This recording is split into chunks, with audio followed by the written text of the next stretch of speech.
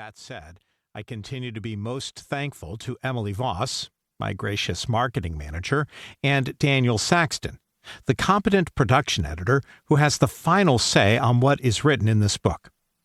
My sincere and warm thanks also go to my old friend Dr. O.S. Hawkins for kindly writing both the foreword and afterword to this book. After a long career in both the pastorate and finance, O.S. has recently achieved the honored position of Chancellor at Southwestern Baptist Theological Seminary.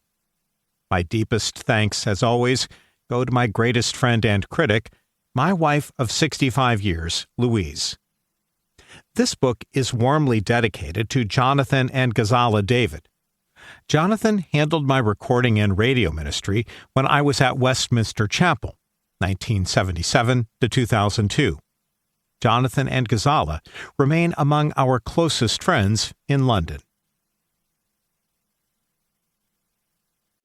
Introduction. How can ye believe, which receive honor one of another, and seek not the honor that cometh from God only? John chapter 5, verse 44, King James Version. All greatness is unconscious, or it is little and naught. Thomas Carlyle, 1795 to 1881. This is not a motivational book. That is, if people are looking for a formula of how to be successful, popular, or how to achieve their finest hour, this book does not provide that.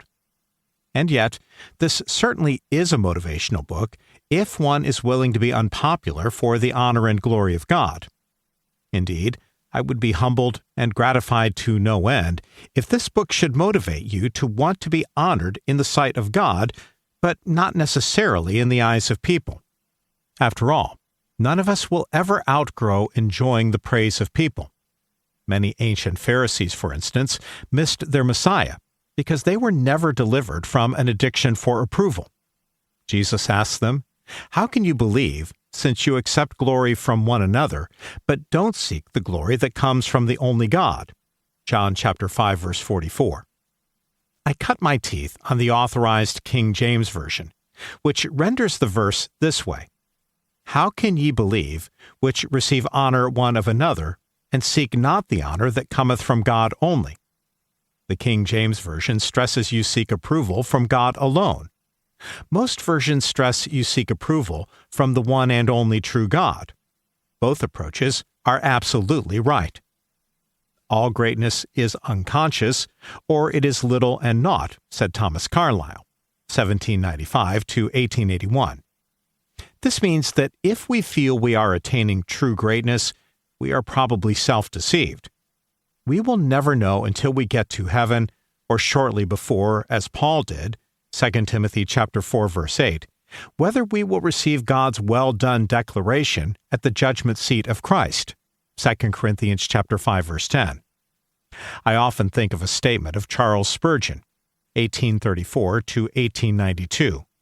I looked to Christ, and the dove flew in. I looked at the dove, and he disappeared. These things said, I do believe that we can have an inner testimony of the Spirit that we are, in measure, pleasing God, as Enoch had received at some stage before he was translated to heaven. Hebrews chapter 11, verse 5. In a way, this book is the application of my previous book, Pleasing God, Thomas Nelson, 2023.